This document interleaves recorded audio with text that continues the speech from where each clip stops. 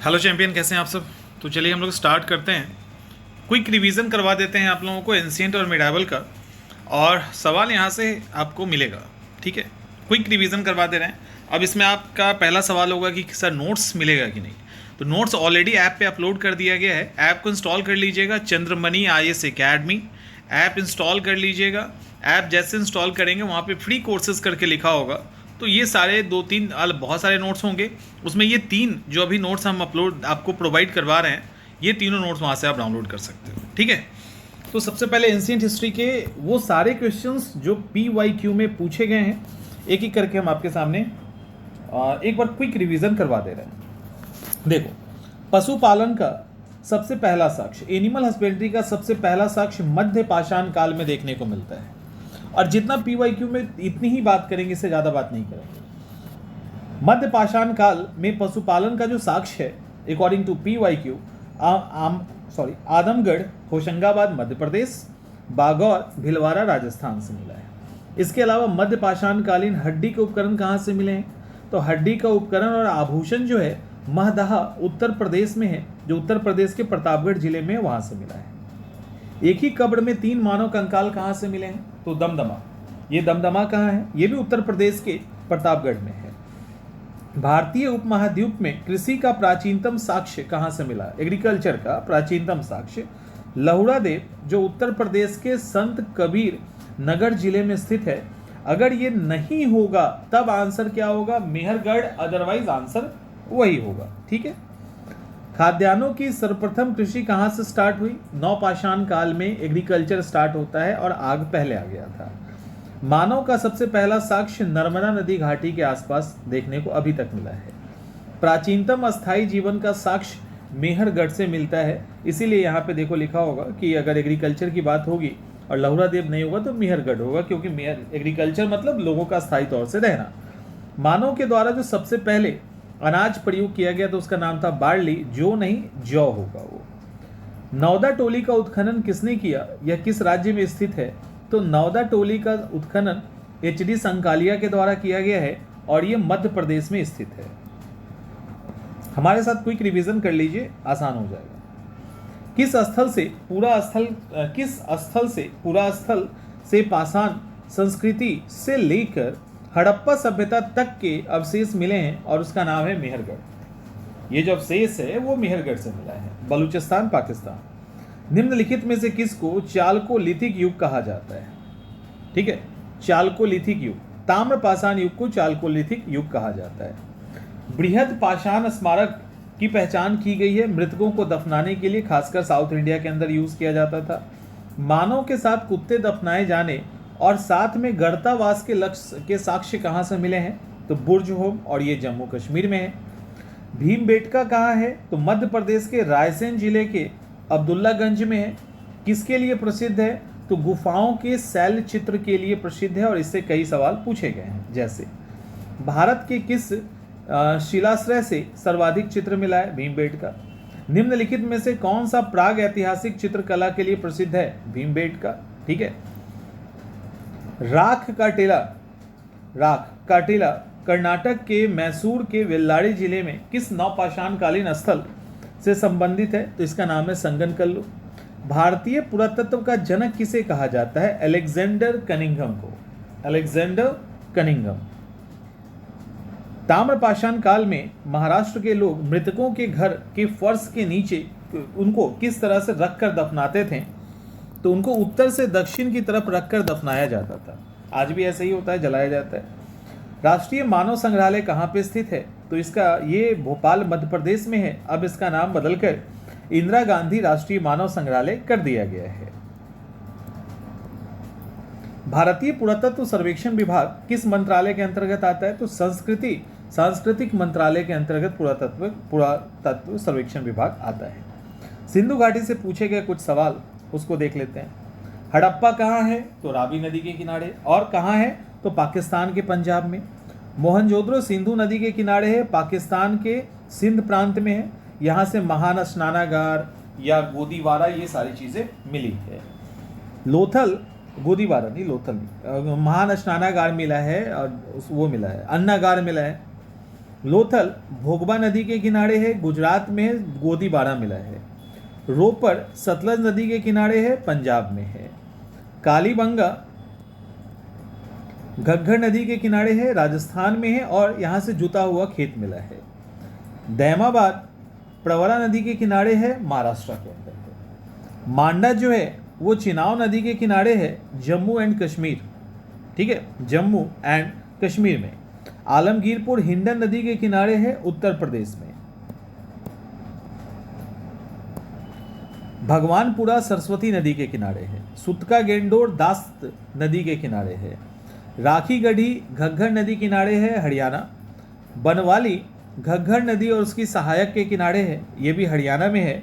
पक्की हुई मिट्टी के हल का प्रतिकृति अर्थात मिट्टी के हल का टेराकोटा यहाँ से मिला है। रंगपुर गुजरात सौराष्ट्र में है। धौलावीरा गुजरात में है। इस धौलावीरा से हड़प्पा काल के 10 बड़े अक्षर वाला चिन्ह देखने को मिला है, शिलालेख मिला है लेटर्स के। चन्हूदारो पाकिस्तान के सिंध प्रांत में है। यहाँ पे मनका बनाने का कारखाना और सौंदर्य प्रसाधन को रखने के लिए बॉक्स ये सब मिला है। हड़प्पा सभ्यता किस सभ्यता से संबंधित है? सिंधु घाटी सभ्यता। सिंधु घाटी सभ्यता किससे संबंधित है? तो आद्य ऐतिहासिक युग प्रोटो हिस्टोरिकल पीरियड से। सिंधु घाटी सभ्यता को आर्य के पूर्व रखे जाने का महत्वपूर्ण कारक क्या है? क्योंकि इसका जो मृदभांड है वो काले रंग का चित्रित लाल मृदभांड है जो हड़प्पा काल की विशेषता है, और धूसर चित्रित मृदभांड जो है वो आर्यों की विशेषता है। तो पहले काला और लाल मृदभांड आया था जो हड़प्पा का है। सिंधु घाटी सभ्यता और गैर आर्य सभ्यता थी। गैर आर्य सभ्यता थी क्यों? क्योंकि एक नगरीय सभ्यता थी, इनको लोहे का ज्ञान नहीं था और इनकी लिपि चित्रात्मक थी। जबकि जो आर्य सभ्यता है वो ग्रामीण सभ्यता थी, लोहे का ज्ञान था और लिपि इनकी चित्रात्मक नहीं थी। हड़प्पा सभ्यता की जानकारी का प्रमुख स्रोत क्या है? तो पुरातात्विक खुदाई पर डिपेंड है, साहित्य को हम नहीं पढ़ सके अभी तक। मूर्ति पूजा का आरंभ कब से माना जाता है? तो बेसिकली हड़प्पा काल यानी पूर्व आर्य काल से माना जाता है। चांदी की उपलब्धता का प्राचीनतम साक्ष्य हमें हड़प्पा काल से मिला है। हड़प्पा के मिट्टी के बर्तनों पे सामान्यतः किस रंग का प्रयोग किया है? लाल रंग और ब्लैक से डिजाइन किया जाता था। हड़प्पा से पाई गई मुहर और टेराकोटा में किस कलाकृति का निरूपण नहीं हुआ है? क्या है? नहीं हुआ है।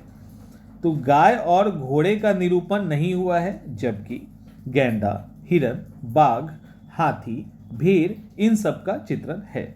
सिंधु घाटी सभ्यता का कौन सा पत्तन नगर बंदरगाह था? लोथल। लोथल में डॉकयार्ड है। हड़प्पा भारत का सबसे बड़ा हड़प्पा कालीन स्थल कौन सा है? Answer is Rakhigarhi. Answer is Rakhigarhi.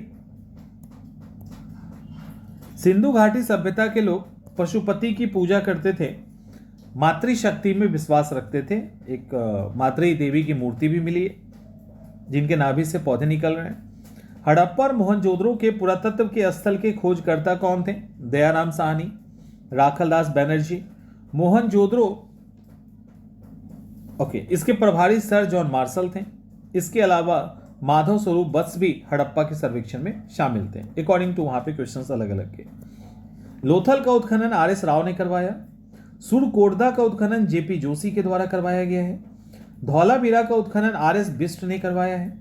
मानव द्वारा सबसे पहला प्रयोग किया जाने वाला धातु जो है वो है तांबा।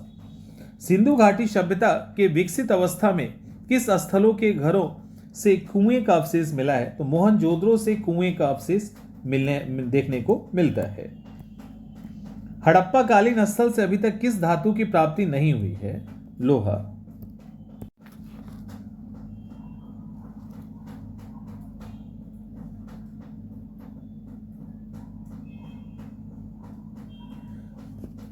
चलिए, हड़प्पा कालीन स्थल से अभी तक किस धातु की प्राप्ति नहीं हुई? तो लोहा की नहीं हुई है। कौन सा हड़प्पा कालीन नगर 3 भागों में विभाजित था? तो आंसर इज धौलावीरा। हड़प्पा के किस स्थल से शैलकृत स्थापत्य मिला है? Answer is Dholavira. एक उन्नत जल प्रबंधन का साक्ष्य मिला है कहां से? तो धौलावीरा से। कपास की खेती सबसे पहले प्रारंभ की गई थी भारत के मोहनजोदड़ो से, मतलब भारत में किया गया था क्योंकि मोहनजोदड़ो से सूती कपड़े का साक्ष्य में मिलता है। कुबर वाले बैल या वृषभ मुद्रा कहां से मिली है? मोहनजोदड़ो से। किस पशु का अवशेष सिंधु घाटी सभ्यता से प्राप्त नहीं हुआ है? आंसर इज शेर, बाघ और चीता। यानी शेर के प्राप्त नहीं हुए हैं, बाघ और चीता के प्राप्त हुए हैं उस ऑप्शन के अकॉर्डिंग। मृण पट्टिका का उत्कीर्ण सिंह युक्त देवता की कृति कहां से मिली है? सिंह युक्त देवता की कालीबंगा से। वैदिक काल पे आते हैं हम लोग। तो आर्य शब्द इंगित करता है, आर्य शब्द किसको इंगित करता है? एक उत्तम व्यक्ति को, श्रेष्ठ वंश को। ऋग्वेद से रिलेटेड जितने भी फैक्ट्स हैं यहाँ पे हैं। ऋग्वेद सबसे पुराना वेद है। वर्ण शब्द का सबसे पहले उल्लेख ऋग्वेद में हुआ था। वर्ण व्यवस्था से संबंधित पुरुष सूक्त ऋग्वेद में है और दशम मंडल में है, ध्यान रखिएगा। ऋग्वेद में स्रोत और प्रार्थनाएं हैं। ऋग्वेद में 1028 सूक्त और रचनाएं हैं। ऋग्वेद का ब्राह्मण ऐत्रेय और कौशिकी है। ऋग्वेद का 9वां मंडल पूर्णतः श्रोम और उसके पेय पर नामकृत देवता को समर्पित है। गोत्र शब्द का सबसे पहला प्रयोग ऋग्वेद में हुआ था। ऋग्वेद की मूल लिपि ब्राह्मी थी। इसमें कुल 10 मंडल थे। ऋग्वेद के पुरोहित को होत्री कहा जाता है या होता कहा जाता है। सामवेद में देवता की स्तुति की गई है।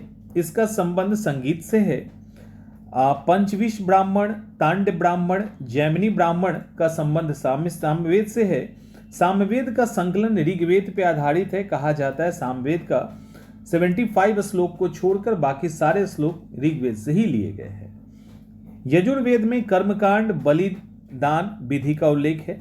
शतपथ ब्राह्मण का संबंध यजुर्वेद से है।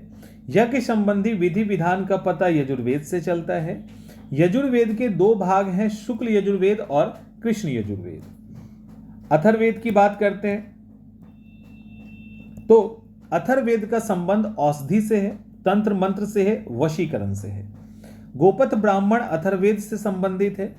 आयुर्वेद का सबसे पहले उल्लेख अथर्ववेद में हुआ है। वेद त्रयी क्या है? 3 वेदों को वेद त्रयी कहते हैं, अपरुषे वेद कहते हैं, ऋग्वेद, सामवेद और यजुर्वेद को।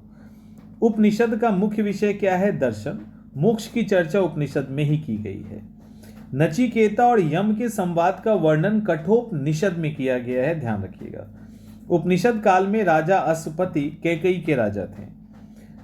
वैदिक साहित्य का सही कालक्रम की बात करें तो वैदिक संहिताएं, ब्राह्मण, अरण्यक और उपनिषद है।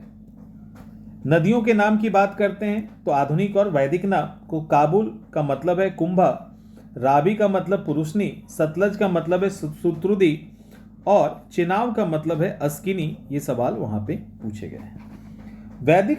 वैदिक साहित्य में सबसे वर्णित नदी कौन सी है? तो आंसर इज सिंधु नदी। ऋग्वैदिक काल में नदी का उल्लेख अफगानिस्तान के साथ आर्यों के संबंध को दिखाता है, तो आंसर इज कुभा और क्रुमु। वैदोत्तर काल की प्रचलित आश्रम व्यवस्था का क्रम क्या है उस समय वेद काल में? ब्रह्मचारी, गृहस्थ, वानप्रस्थ और संन्यास। वैदिक देवताओं का पुरोहित किसे माना जाता है? तो बृहस्पति को उनका पुरोहित माना जाता है। प्राचीन काल में निशाका शब्द का प्रयोग किसके लिए हुआ था? स्वर्ण आभूषण के लिए और बाद में गले के हार के लिए किया जाने लगा। ऋग्वैदिक काल में निष्क किस अंग का आभूषण था? गला का। और यही बाद में सोने के सिक्के यानी सोने के सिक्के के लिए निष्क शब्द का प्रयोग किया जाने लगा। निम्नलिखित में से किस ब्रह्मवादिनी ने कुछ वेदों के मंत्रों की रचना की है? क्वेश्चन के वहां के ऑप्शन के अकॉर्डिंग लोपामुद्रा, अपाला, घोषा। बोगाजगोई अब महत्वपूर्ण है। क्यों महत्वपूर्ण है? क्योंकि बोगाजगोई अभिलेख में एशिया माइनर स्थित बोगाजगोई में वैदिक देवी देवताओं जैसे इंद्र, वरुण, नाथ, मित्र आदि का उल्लेख है और इस अभिलेख से ईरान से भारत आर्यों के आगमन की सूचना भी मिलती है। शतपथ ब्राह्मण में राजा विधेय माधव से संबंधित ऋषि कौन थे? गौतम, राहुलगण। पूर्व वैदिक आर्यों का धर्म क्या था? मुख्यतः प्रकृति पूजा और यज्ञ करना।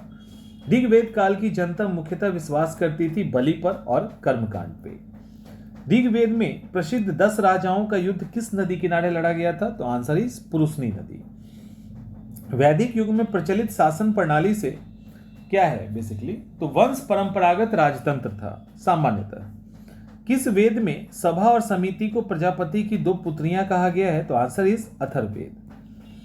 वैदिक युगीन सभा थी कौन सी? मंत्री परिषद वैदिक युगीन सभा था। ऋग्वेद में यव शब्द का प्रयोग जौ के लिए किया गया है, अनाज के लिए किया गया है, मतलब जौ के लिए किया गया है। ऋग्वेद में किस नदी को देवी तमा, माते तमा और नदी तमा कहा गया है? तो सरस्वती नदी। ऋग्वैदिक प्राचीन काल में आर्यों के जीविकोपार्जन का साधन था, शिकार करते थे शुरुआत में। ऋग्वेद का जो धर्म है वो बहुदेववादी है। सर्वप्रथम ऋग्वेद सूक्त मंत्र किस देवता सर्वाधिक, ऋग्वेद का जो मंत्र है वो किस देवता को समर्पित है? सबसे अधिक इंद्र को समर्पित है 250, फिर सूर्य को समर्पित है 200। पूर्व वैदिक आर्यों में सबसे लोकप्रिय देवता कौन थे? इंद्र थे, क्योंकि इनको युद्ध का देवता माना जाता था। गायत्री मंत्र का उल्लेख किस वेद में हुआ है? तो इसका उल्लेख ऋग्वेद में हुआ है। इसके रचनाकार विश्वामित्र हैं। 800 से 600 ईसा पूर्व के युग को किस युग के नाम से जाना जाता है? तो इसको हम लोग ब्राह्मण युग कहते हैं। महाभारत मूलतः किस रूप में जानी जाती है? तो मूल रूप से इसको जय संहिता कहा जाता है। पुराणों की टोटल संख्या कितनी है? 18। श्रीमद् भगवत गीता मौलिक रूप से किस भाषा में लिखी गई है? तो संस्कृत में लिखा गया है। संस्कारों की टोटल संख्या कितनी है? तो 16 है। और जीविकोपार्जन के लिए वेद वेदांग पढ़ाने वाले जो अध्यापक हुआ करते थे उनको क्या कहा जाता था? आंसर इज उपाध्याय कहा जाता था। सत्यमेव जयते कहां से लिया गया है? मुंडकोपनिषद से। अछूत की अवधारणा अस्पष्ट रूप से उद्धृत होती है, एक्चुअली धर्मशास्त्र काल में अस्पष्ट हो जाता है, अस्पष्ट नहीं अस्पष्ट हो जाता है। अवेस्ता और ऋग्वेद में समानता है। अवेस्ता और ऋग्वेद में समानता है। अवेस्ता किस क्षेत्र से संबंधित है? तो आंसर इज ईरान। अवेस्ता का संबंध ईरान से है। वैदिक काल में ऋग्वेद में अघन्या शब्द किसके लिए प्रयुक्त हुआ है? तो अघन्या का शब्द गाय के लिए प्रयुक्त हुआ है। ऋग्वेद में किसे मूल्यवान संपत्ति समझा जाता है? Answer is guy. तमसो मां ज्योतिर्गम्य कथन संबंधित है किससे? उपनिषद से। ठीक है, चलिए बौद्ध और जैन धर्म में आते हैं। तो महात्मा बुद्ध का जन्म 563 ईसा पूर्व में कपिलवस्तु के लुम्बिनी में हुआ था। महापरिनिर्वाण 483 ईसा पूर्व में कुशीनगर मल्ल की राजधानी में हुआ था। इसी जगह पे महापरिनिर्वाण मंदिर का निर्माण भी करवाया गया। महाभिनिष्क्रमण की घटना उसे कहते हैं जब उन्होंने गृह त्याग किया था और 29 साल में उन्होंने यह गृह त्याग किया था। धर्मचक्र प्रवर्तन पहला सारनाथ में दिए गए प्रवचन को कहते हैं। महात्मा बुद्ध ने अपना पहला प्रवचन सारनाथ के मृगवन में दिया था। महात्मा बुद्ध को बोध गया में वैशाख पूर्णिमा के दिन ज्ञान प्राप्त हुई थी। उसी दिन जन्म भी हुआ, उसी दिन मृत्यु भी हुई। महात्मा बुद्ध की जो मां थी वो किस वंश से संबंधित थी? तो आंसर इज कोलीय वंश। माता माया देवी। किस राजवंश के अभिलेख से पता चलता है कि शाक्य मुनि का जन्म लुम्बिनी में हुआ है? तो मौर्य वंश का अभिलेख है जिसका नाम है रुमिनदेही अभिलेख। महात्मा बुद्ध ने अपनी अंतिम वर्षा ऋतु कहां बिताई? तो आंसर इज वैशाली में। महात्मा बुद्ध के द्वारा अपने धर्म में दीक्षित करने वाला अंतिम व्यक्ति कौन था? उसका नाम है सुभद्र। अलार कलाम कौन थे? महात्मा बुद्ध के गुरु। महात्मा बुद्ध ने सबसे अधिक उपदेश कहाँ दिए? श्रावस्ती, जो कौशल की राजधानी है। महात्मा बुद्ध कौशाम्बी किसके राज्यकाल में गए थे? तो उस समय वहां का शासक उदयन था कौशाम्बी का। बौद्ध धर्म की महायान शाखा औपचारिक रूप से किसके शासनकाल में प्रकट हुई? Answer is Kanishka. महात्मा बुद्ध और उसके जीवन से संबंधित चिन्ह: जन्म कमल, प्रथम प्रवचन धर्मचक्र प्रवर्तन, मृग सहित चक्र, महाबोधि बोधि वृक्ष ज्ञान प्राप्त हुआ, गृह त्याग घोड़ा का नाम छन था। कुछ यहाँ पे और फैक्ट्स है जो है महात्मा बुद्ध के जो काउंसिल, वो बुद्धिस्ट काउंसिल हुआ था ना, बौद्ध सम्मेलन, उससे पहला अजातशत्रु के टाइम में 483 में जब उनकी डेथ होती है। अध्यक्ष महाकश्यप हैं राजगीर के सप्तपर्णी गुफा में। दूसरा काला अशोक के टाइम में अध्यक्ष सब्बुकामी हैं और वैशाली में हुआ। तीसरा अशोक के टाइम में मोगलीपुत्र तिस हैं, पाटलिपुत्रा में हुआ। चौथा कनिष्क के टाइम में वसुमित्र हैं, उपाध्यक्ष अश्वघोष हैं, मतलब वसुमित्र अध्यक्ष हैं, उपाध्यक्ष अश्वघोष हैं, कुंडलवन कश्मीर में हुआ था। निम्नलिखित में से कौन सा बौद्ध पवित्र स्थल निरंजना नदी पे स्थित है? तो बोध गया निरंजना नदी पर स्थित है जहां पे उनको ज्ञान मिला था। महात्मा बुद्ध के जीवन काल में ही संघ का प्रमुख कौन होना चाहता था? इनका नाम था देवदत्त और ये महात्मा बुद्ध के चचेरे भाई थे। अष्टांगिक मार्ग की संकल्पना धर्मचक्र परिवर्तन सूत्र के अंदर लिखी गई है। त्रिपिटक क्या है और किससे संबंधित है? तो महात्मा बुद्ध के उपदेशों का संग्रह है त्रिपिटक। महात्मा बुद्ध के उपदेशों का संग्रह है, तो बौद्ध धर्म से संबंधित है। बौद्ध संघ में भिक्षुणी के रूप में स्त्रियों के प्रवेश की अनुमति कहाँ दी गई और किसके कहने पे दी गई? तो वैशाली में महात्मा बुद्ध के शिष्य आनंद के कहने पे महात्मा बुद्ध के द्वारा अनुमति दी गई थी। बौद्ध धर्म में त्रिरत्न संबंधित है, किससे? बुद्ध, धर्म और संघ से।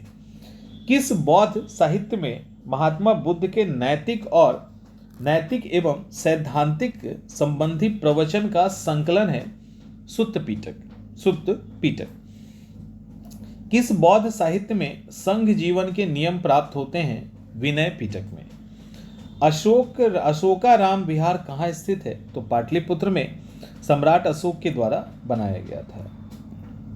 सर्वप्रथम स्तूप शब्द का उल्लेख मिलता है कहाँ? ऋग्वेद से। विश्व की सबसे ऊंची विश्व शांति स्तूप कहाँ है? राजगीर की पहाड़ी पे।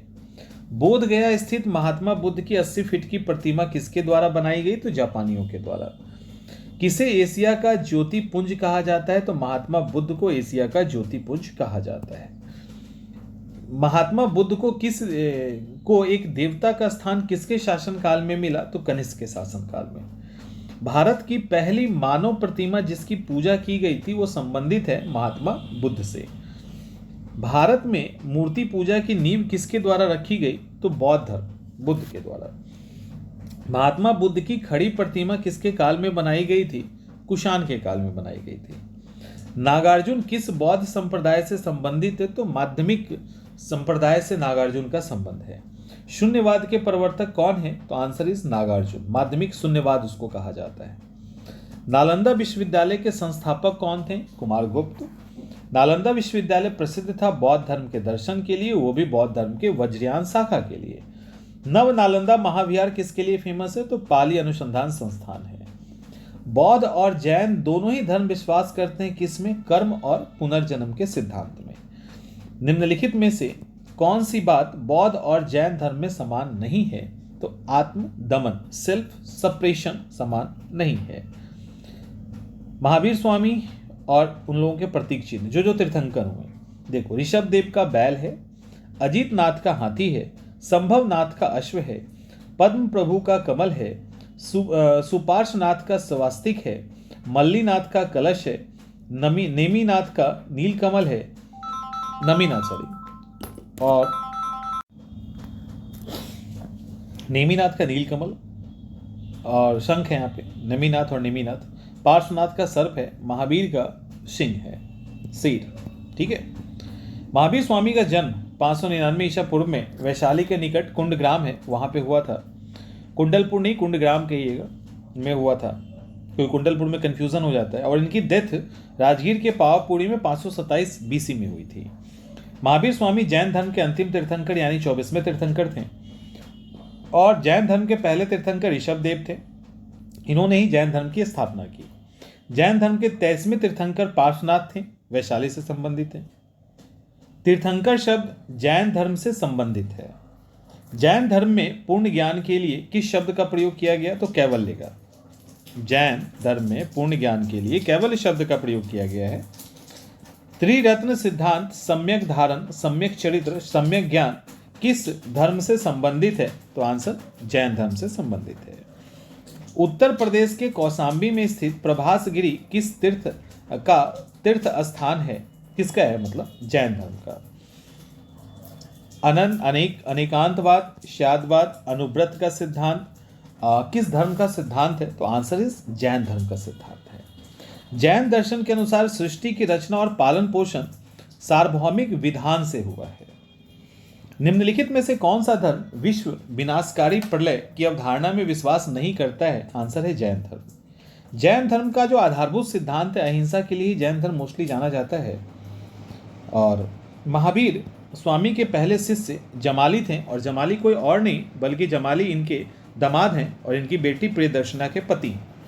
जैन दर्शन का धर्म का प्रथम विभाजन श्वेतांबर संप्रदाय के संस्थापक मतलब जब प्रथम विभाजन हुआ तो उस समय श्वेतांबर संप्रदाय के संस्थापक स्थूलभद्र थे और दिगंबर भद्रबाहु थे। कौन सा प्राचीनतम जैन ग्रंथ है? तो 14 पूर्व को प्राचीनतम जैन ग्रंथ कहा जाता है। प्रारंभिक जैन साहित्य जो है अर्धमागधी भाषा में लिखा गया है। कौन सा स्थल पार्श्वनाथ से संबंधित होने के कारण जैन सिद्ध तीर्थ माना जाता है? संमेद शिखर। समाधि मरण जिसको संलेखन भी कहते हैं वो किस धर्म से संबंधित है? जैन दर्शन। आजीवक संप्रदाय के संस्थापक मखली गोशाल है। किस संप्रदाय ने यह सिद्धांत दिया कि भाग्य ही सब कुछ निर्धारित करता है, मनुष्य असमर्थ होता है? तो आंसर है आजीवक संप्रदाय। बराबर की गुफा किसके लिए बनवाया गया था? आजीवक संप्रदाय के लिए, अशोक और उनके पौत्र दशरथ के द्वारा। पौत्र मतलब पोता। महान धार्मिक घटना महामस्ताभिषेक किससे संबंधित है? बाहुबली से। श्रवण बेलगोला में गोमतेश्वर की विशाल प्रतिमा किससे संबंधित है?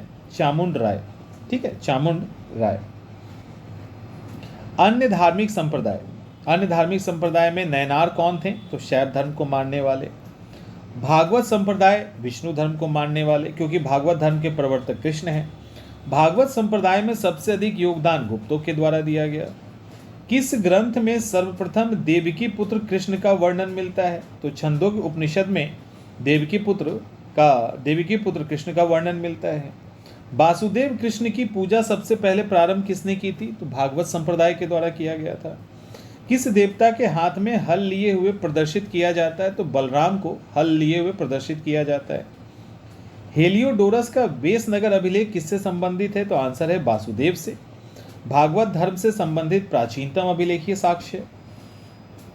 हेलियोडोरस किस स्थान से संबंधित है? तक्षशिला से हेलियोडोरस संबंधित है। भागवत संप्रदाय में भक्ति के कितने रूपों का वर्णन किया गया है? तो 9 रूपों का, जिसको नवदा भक्ति कहते हैं, इसका वर्णन है। भारत में आस्तिक और नास्तिक संप्रदाय के बीच विभेद का एक प्रमुख कारण वेदों की प्रामाणिकता में आस्था। जो वेद एक्सेप्ट करते हैं वो आस्तिक हैं, जो वेद को नहीं मानते वो नास्तिक हैं। भगवान के ना मानने वाला संबंध इतिहास और फिलॉसफी में नहीं होता है। प्रस्थान त्रयी के अंतर्गत कौन कौन सम्मिलित हैं?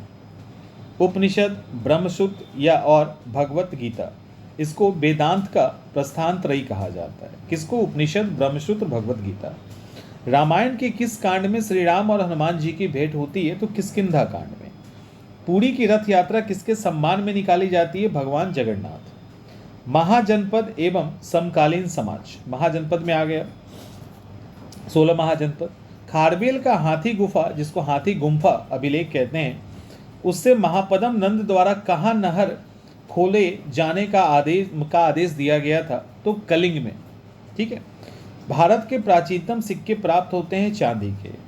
पाटलिपुत्रा का संस्थापक कौन था जिसने और किसने सबसे पहले उसे अपनी राजधानी बनाई? तो आंसर इज उदयन।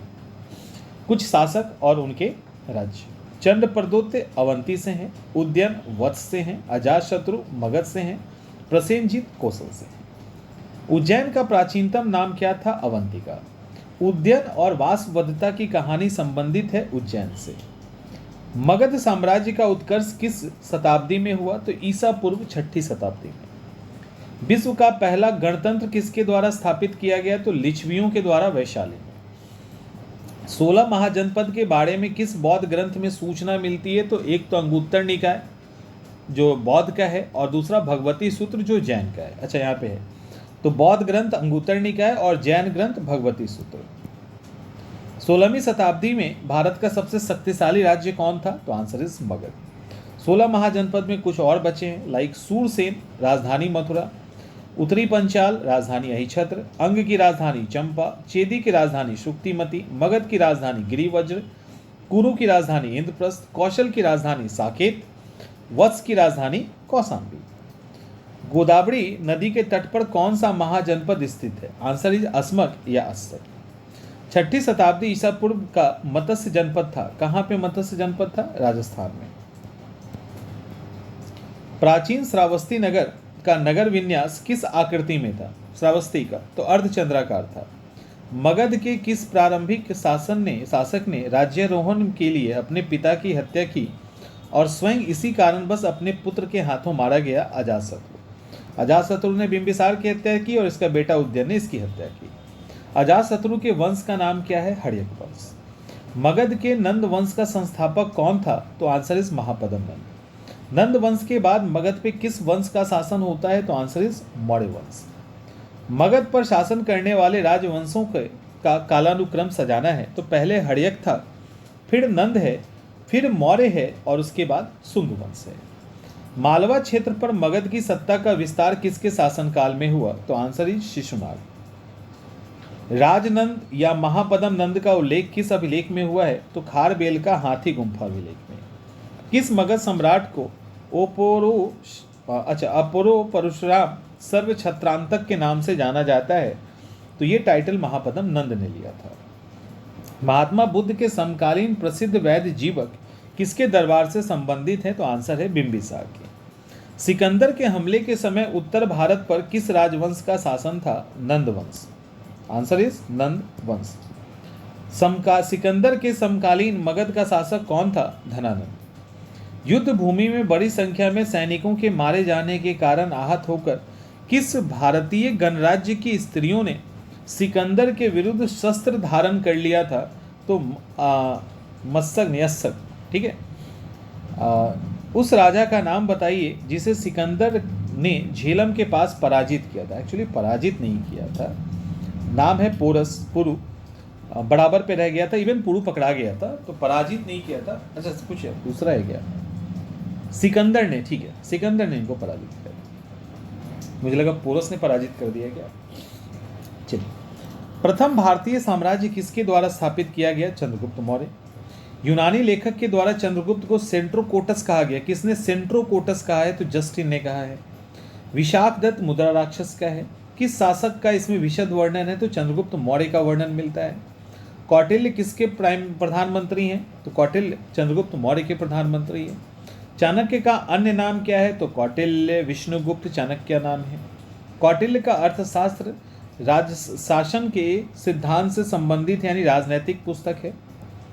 चंद्रगुप्त मौर्य और सिकंदर के भेंट का वर्णन, दोनों का मुलाकात का वर्णन जस्टिन करता है।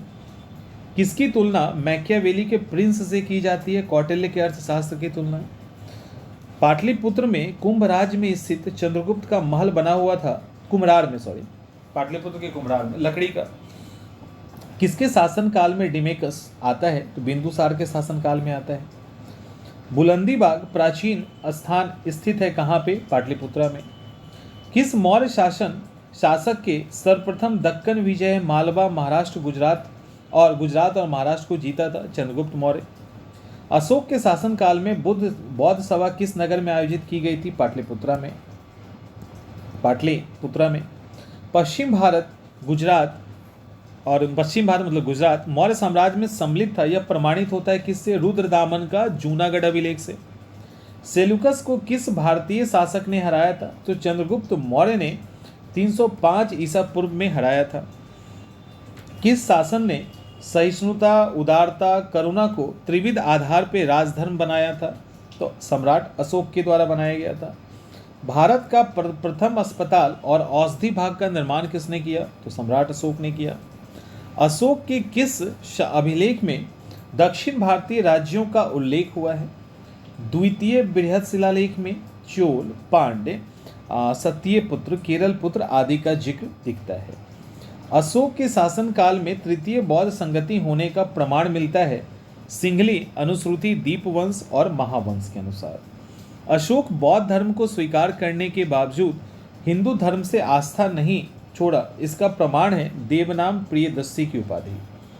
सम्राट अशोक के द्वारा निम्न क्रम में तीर्थयात्रा की गई थी: गया, कुशीनगर, लुम्बिनी, कपिलवस्तु, सारनाथ या श्रावस्ती। सांची का स्तूप किसने बनवाया था? सम्राट अशोक ने, और सर्वश्रेष्ठ स्तूप इसको कहा जाता है। महत्वपूर्ण मौर्य काल के शब्द और उसके अर्थ एक साथ देख लीजिए। सार्थवाह किसको कहा जाता है? व्यापारियों के काफिले को। रज्जुक मौर्य काल का अधिकारी था, ये आधुनिक जिलाधिकारी वाला इनको पद एक तरह से मिला था, इनको न्याय का भी अधिकार था। युक्तक जिले के अधिकारी थे जो राजस्व वसूलते थे। रज्जुक जो था भूमि की माप करने वाला अधिकारी था। प्रादेशिक पूरे मंडल का यानी जोन का हेड होता था और प्रशासनिक के साथ साथ न्यायिक अधिकार भी इसे प्राप्त था। व्यवहारिक जो था, दीवानी न्यायालय सिविल कोर्ट का जज होता था, और व्यवहारिक, ठीक है, सिविल कोर्ट का जज होता था। और सीताध्यक्ष कृषि भूमि कर एकत्रित करने वाला अधिकारी था। पौतपाध्यक्ष मापतौल अधिकारी था। समाहर्ता राजस्व इकट्ठा करने वाला अधिकारी था। सीता राजकीय भूमि से प्राप्त आय को कहते थे। सारनाथ स्तंभ का निर्माण किसने करवाया? सम्राट अशोक ने। अशोक के शिलालेख में प्रयुक्त जो भाषा थी वो प्राकृत थी। अशोक के किस अभिलेख की लिपि खरोष्टी है? खरोष्टी केवल 2 अभिलेख, कौन? शाहबाजगढ़ी और मानसेहरा, इन दोनों की खरोष्टी है। पत्थर पे प्राचीनतम अभिलेख किस भाषा में लिखा गया है? प्राकृत में। प्राकृत में। ब्राह्मी लिपि का पहला उद्वाचन किस पर उत्कीर्ण अक्षरों से किया गया है? तो पत्थर पे जो सम्राट अशोक का जो पत्थर था ना, उसी पे तो ब्राह्मी लिपि में उन्होंने पहली बार लिखवाया। अशोक के अभिलेख या ब्राह्मी लिपि को पढ़ने वाला पहला अंग्रेज कौन था? जेम्स प्रिंसिप, 1837 में उसने पढ़ लिया।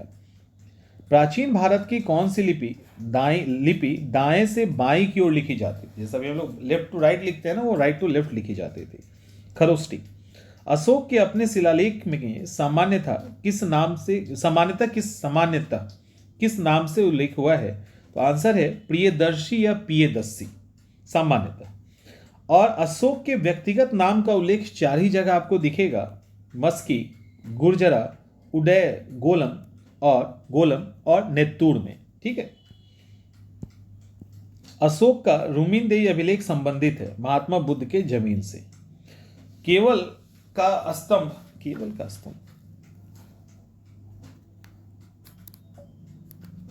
ओके, माने स्तंभ एक ऐसा स्तंभ जिसमें अशोक ने अपने आप को मगध का सम्राट बताया है, तो भाब्रू अभिलेख में।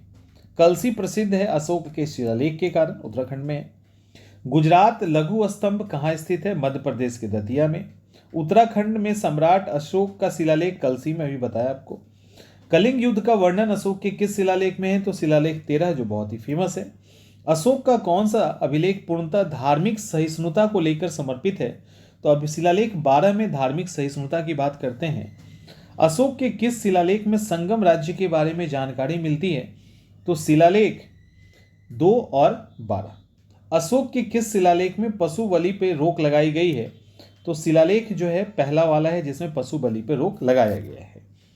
निम्नलिखित प्राचीन अभिलेखीय साक्ष्य में कौन सा एक खाद्यान्न को देश के संकट काल उपयोग हेतु सुरक्षित रखने में प्राचीनतम शाही आदेश है? सहगौरा ताम्रपत्र और महास्थान अभिलेख।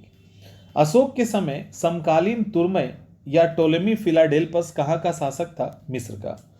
मेगस्थनीज किसके दरबार में भारत आया था? तो चंद्रगुप्त मौर्य के। मेगस्थनीज के किताब का नाम क्या है? तो बुक का नाम है इंडिका। मेगस्थनीज ने भारतीय समाज को कितने श्रेणियों में विभाजित किया था? तो आंसर होगा 7। पाटलिपुत्र का प्रशासन, नगर प्रशासन का वर्णन किससे प्राप्त होता है? तो आंसर इस इंडिका से। वह कौन सा प्राचीनतम स्रोत है जिससे यह पता चलता है कि भारत में दास्ता नहीं थी? दास्ता नहीं था, इंडिका। वर्तमान में नगर पालिका का वो कौन सा कार्य है जो मौर्य काल से चलता आ रहा है? जन्म और मृत्यु का रजिस्ट्रेशन, पंजीकरण। भाग और बलि क्या था? तो राजस्व का स्रोत था। मौर्य काल में शिक्षा का प्रसिद्ध केंद्र जो था वो था तक्षशिला। गांव में स्वायत्तशासी ऑटोनोमस संस्थाओं के द्वारा शासन करने की व्यवस्था का सूत्रपात किसने किया? तो आंसर इस मौर्यों ने। विदेशियों को भारतीय समाज में मनु के द्वारा किया गया सामाजिक स्तर क्या था? तो विदेशियों को व्रत छत्रियों के अंदर रखा गया था। किस ग्रंथ में पति द्वारा परित्यक्त पत्नी के लिए विवाह विच्छेद की बात की गई है? तो आंसर है कौटिल्य का अर्थशास्त्र। विभिन्न विद्वानों का भारत आगमन का क्रम क्या था? पहले मेगस्थनीज आते हैं, फिर फाहियान है, फिर वेनसांग है, तब इत्सिंग है। अंतिम मौर्य सम्राट कौन था? तो बृहदत्त अंतिम मौर्य सम्राट था। जल की आवश्यकता का ध्यान में रखते हुए सबसे पहले किस शासक ने गिरनार क्षेत्र में झील का निर्माण करवाया? Answer is Chandragupta Maurya. निम्नलिखित में से किस अभिलेख में चंद्रगुप्त मौर्य दोनों का उल्लेख मिलता है? चंद्रगुप्त और अशोक दोनों का उल्लेख मिलता है रुद्रदामन का जूनागढ़ अभिलेख। गिरनार की जल व्यवस्था की ओर किन किन मौर्य शासकों ने ध्यान दिया? तो पहले थे चंद्रगुप्त मौर्य, दूसरे थे सम्राट अशोक और तीसरा रुद्रदामन। ठीक है, कुछ किताब और उसके लेखक जैसे विशाखदत्त मुद्रा राक्षस, 10 कुमार चरितम दंडी, मालविका अग्निमित्रम अभिज्ञान शकुंतलम कुमार संभव ऋतु संहारम मेघदूतम रघुवंश, ये सब कालिदास का लिखा है। कामसूत्र वात्सायन का है। अमरकोश अमर सिंह का है। राज तरंगिनी कलहन का है। अष्टधाई पाणिनि का है। किरातार्जुनियम भाड़वी का है।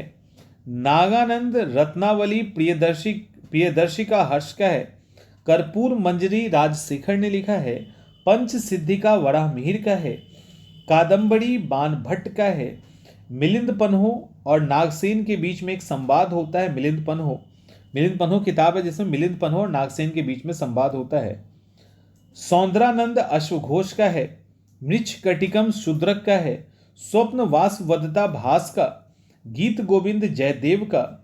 पंचतंत्र मूलतः संस्कृत में विष्णु शर्मा का। मिताक्षरा विज्ञानेश्वर का। लीलावती भास्कराचार्य का और मत बिलहास प्रहसन महेंद्र वर्मन का है। ठीक है, तो यहां पे हम लोग इसको रोकेंगे अभी, और इसके बाद जो सेकेंड होगा वो मौर्योत्तर काल होगा। वहां से फिर हम लोग गुप्ता को उठाते हुए इस मौर्य काल को समाप्त करेंगे। ठीक है, तो आज पूरी रात आप लोग को कंटेंट मिलता रहेगा और आप लोग इस पे काम कीजिए, बहुत सारे क्वेश्चंस आपके सेफ हो जाएंगे।